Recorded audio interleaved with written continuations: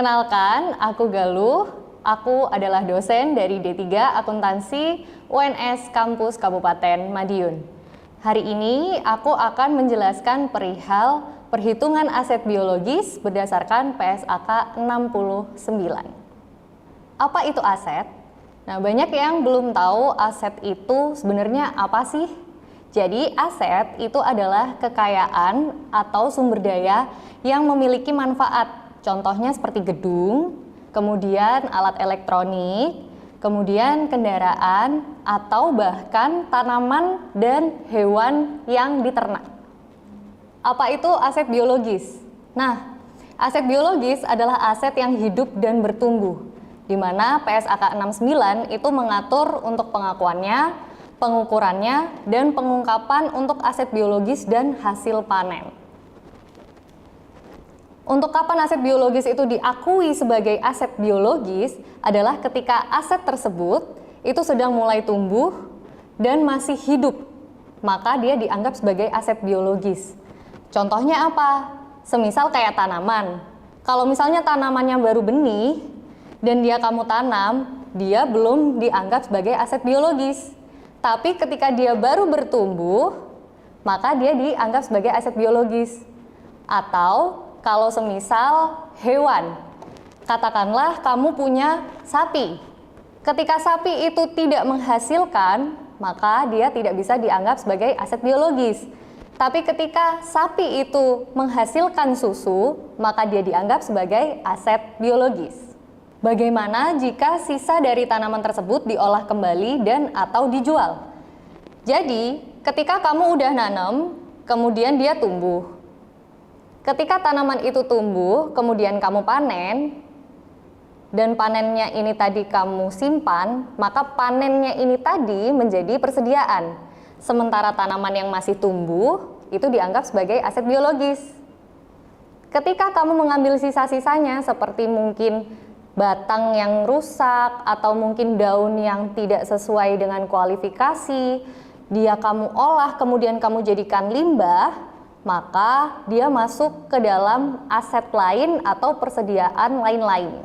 Nah, aku kasih contoh ya untuk cara menghitung aset biologis. Jadi untuk menghitung aset biologis, kita harus tahu dulu nilai wajarnya. Setelah kita tahu nilai wajarnya, kita kurangin dari biaya produksi. Setelah kita tahu nilai produksinya, biaya produksinya, barulah kita dapat nilai dari si aset biologis tersebut. Simpel kan?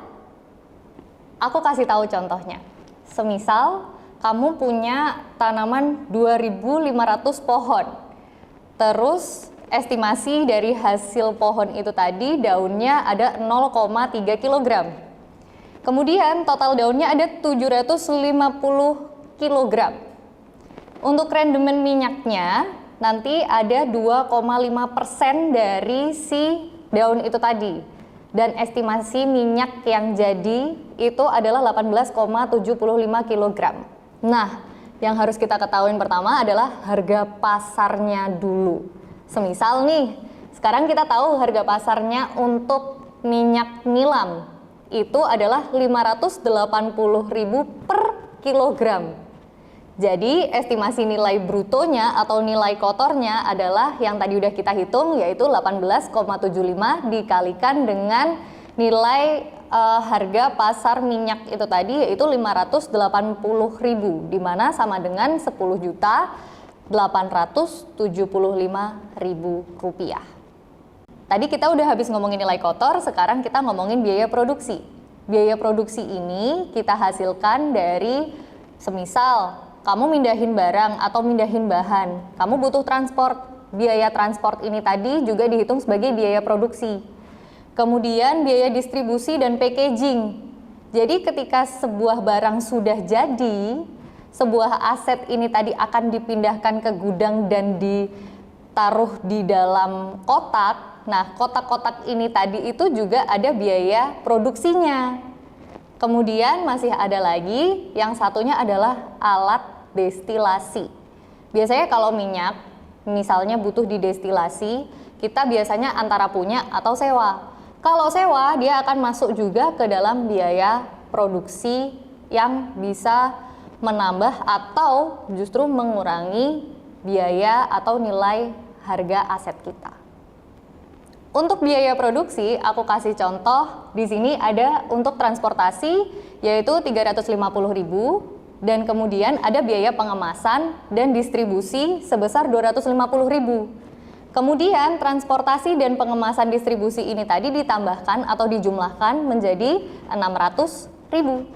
Selanjutnya kita udah jadi tahu nilai wajar aset biologis kita dengan cara nilai kotor yang udah kita punya tadi dikurangin sama biaya produksi.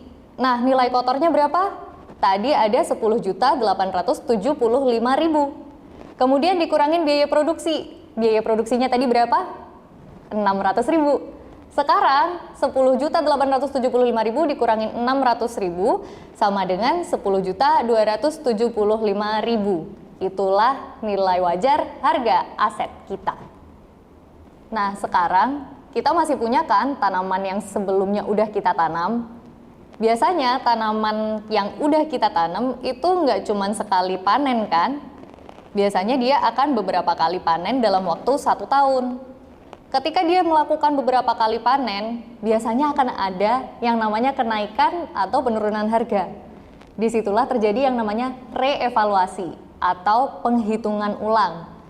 Ketika nanti kita udah panen, kemudian harganya ternyata naik ataupun turun, kita harus melakukan perhitungan ulang terhadap aset-aset yang sudah kita punya.